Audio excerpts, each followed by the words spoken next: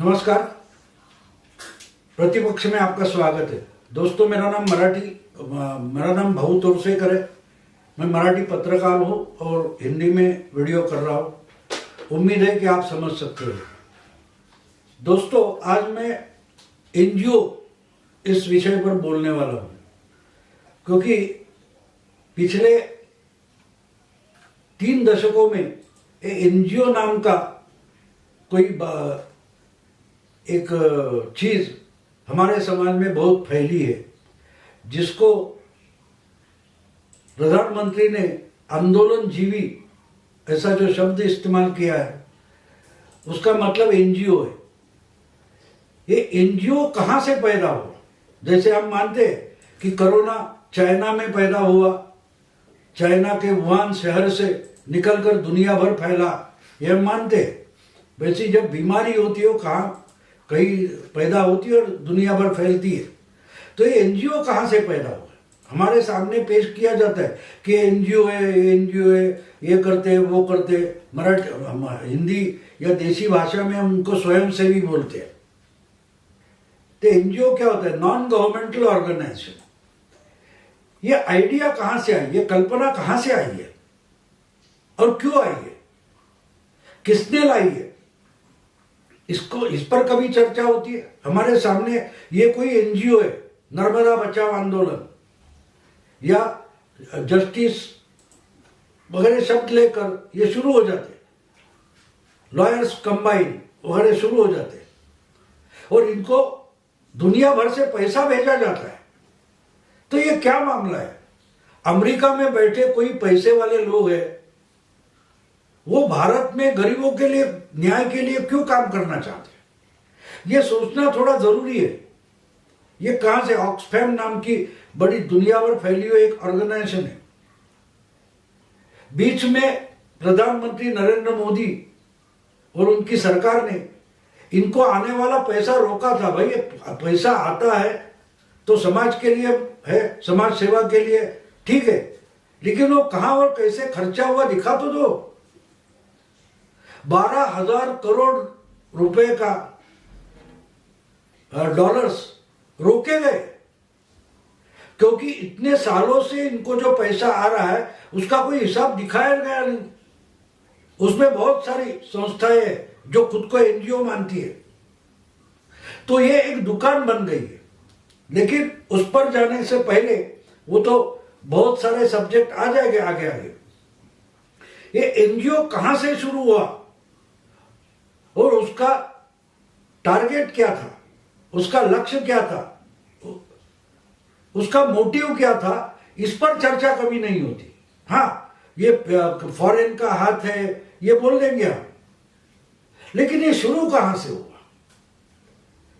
तो बीच में आपने सुना हुआ इनको मैक्सेसे अवार्ड मिला, नोबेल, ये जो चलता है ना, ये नाटक है, जिसको आगे चलकर मॉडल करके हमें पेश करना है, उसको ये पुरस्कार दिए जाते।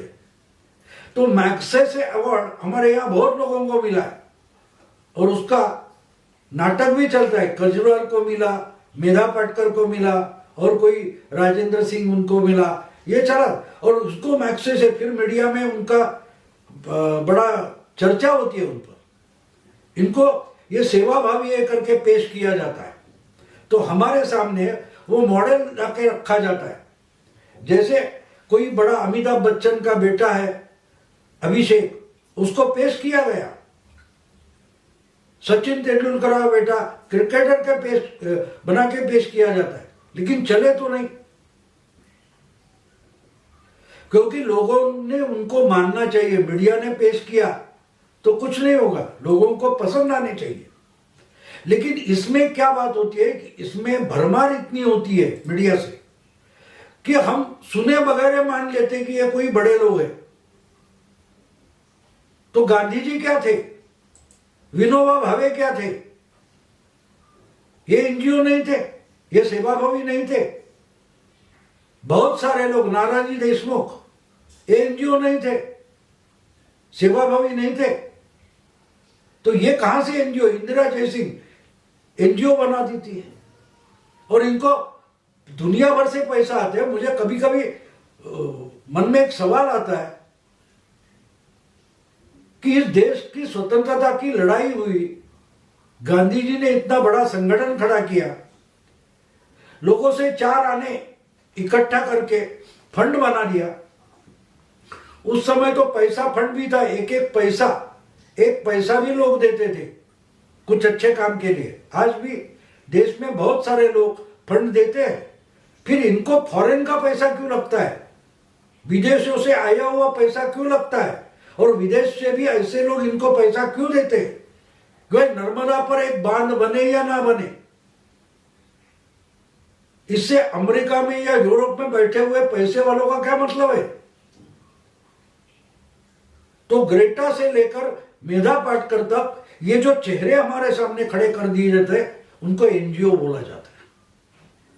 अब कुछ बीच में आ गया कि ग्रेटा को पैसे देने वाला कोई खलीसा नहीं निकला है। तो ये एनजीओ कहां से आया, आइडिया कहां से आई और कब से ये शुरू हुई? 60 के दशक में जब कम्युनिस्टों की ताकत बढ़ रही थी साउथ ईस्ट एशिया में, तो वो रोकने के लिए अमेरिका की जो गुप्तचर संगठन है, इंटेलिजेंस सीआईए, वो कम्युनिस्टों को रोकने के लिए बहुत जोरों से काम कर रही थी। लेकिन जहां जहां लाओस में हो, वियतनाम में हो और जगह कंबोडिया हो, तो वहां जो कम्युनिस्ट मूवमेंट चल रही थी और कई जगह कम्युनिस्टों ने सत्ता भी हासिल की थी, तो वहां ऐसे कोई सेवाभावी या कोई भी गवर्नमेंट के खिलाफ बोलने वाला जो था या दूसरी कोई राजनीतिक पार्टी खड़ी नहीं हो सकती थी। तो उनको रोकने के लिए एनजीओ नाम की कंसेप्ट लाई गई, आइडिया लाई गई कि वो तो राजनीति पर नहीं बोलते थे, गरीबों के लिए बोलते थे। तो उस वॉर चल रहा था, लड़ाई चल रही थी, लोग मर रहे थे, गांव के गांव उद्ध्वस्त हो रहे थे।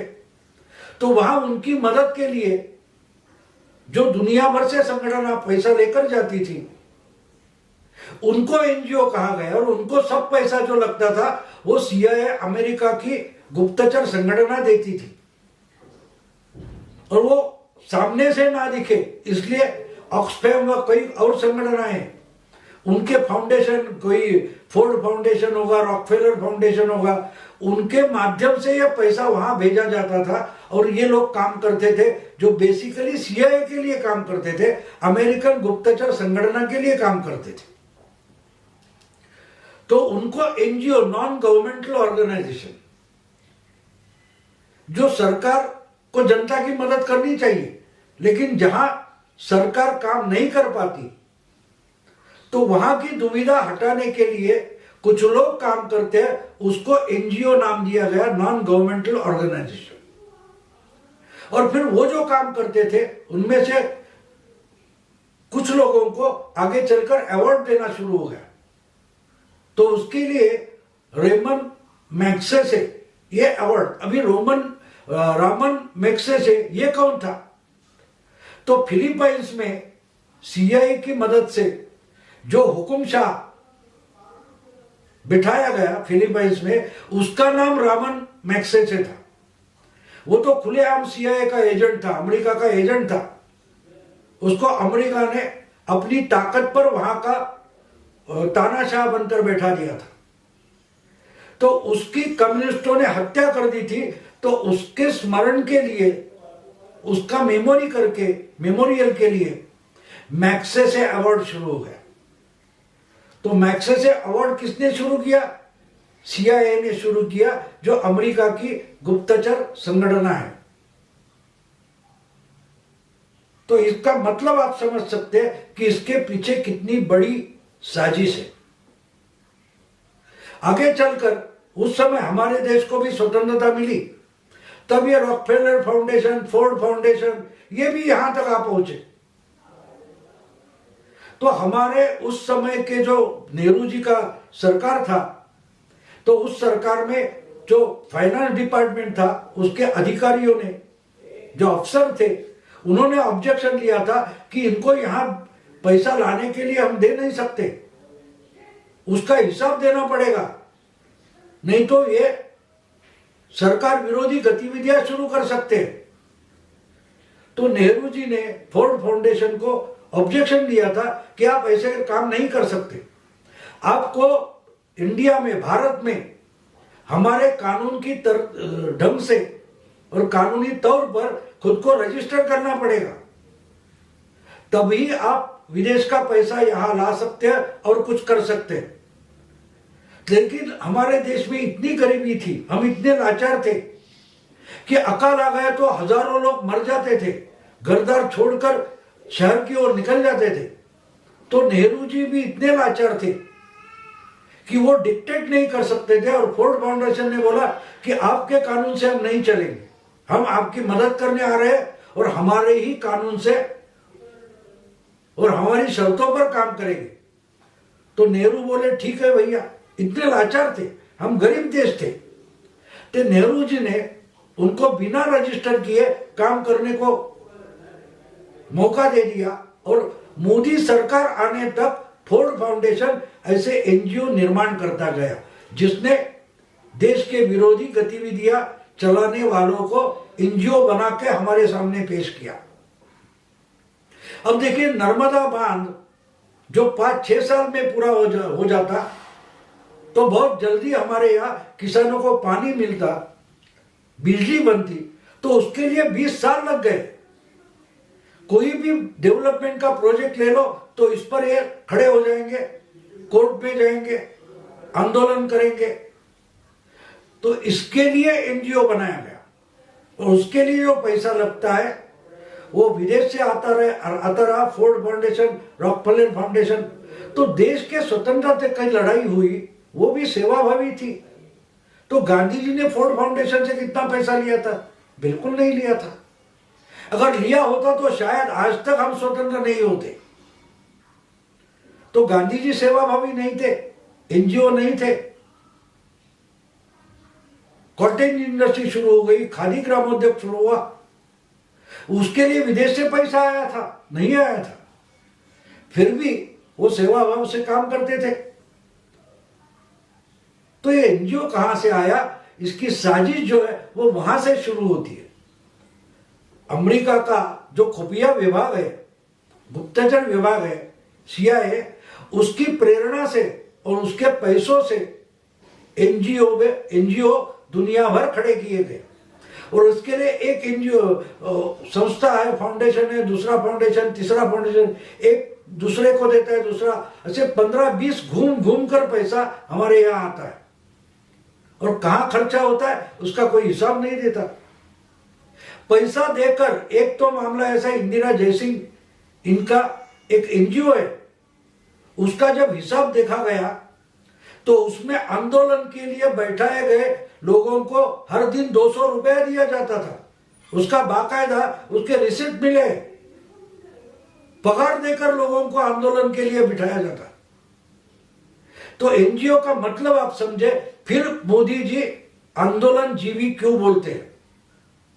तो आंदोलन जीवी का मतलब यह होता है परोपजीवी, पैरासाइट, जो दूसरे की दुख पर, वेदना पर अपनी जिंदगी काटता है। मच्छर होता है, खटमल होता है, वो तो हमारा खून चूस कर जीता है। मक्खी होती है, वो हमें कहा जख्म हो जाती है, वहां आकर बैठेगी और हमको काटेगी, तो वो पैरासाइट होता है। तो ये एनजीओ जो है बहुत सारे, मैं तो बोलता हूं कि 80-90% एनजीओ जो विदेश से पैसा लाते हैं वो पैरासाइट है। वो हमारा दुखड़ा, हमारे दुख, हमारी दुविधाएं, इसको ही भांडवल बनाकर खुद की उपजीविका चलाते हैं। इसलिए मोदी जी ने उनको आंदोलन जीवी बोला है। क्यों उस पर आंदोलन खड़ा करते? उस पर इनकी जीविका बहुत अच्छी चलती है। तीस्ता सेटलवाड़ की बात ले लो, इन्होंने गुलबर्ग सोसाइटी थी गुजरात में, वो जलाई गई थी। उसके पुनर्निर्माण के लिए करोड़ों रुपए लाए, वो अपने खाते में घुमाए और उस पर शॉपिंग किया। ब्यूटी पार्लर का पैसा उसी पैसे से दिया तीस्ता सेटलवाड़। उस पर गुलमर्ग सोसाइटी के जो रहिवासी थे उन्होंने पुलिस कंप्लेंट दर्ज की है। तो एनजीओ का मतलब समझते हैं आप?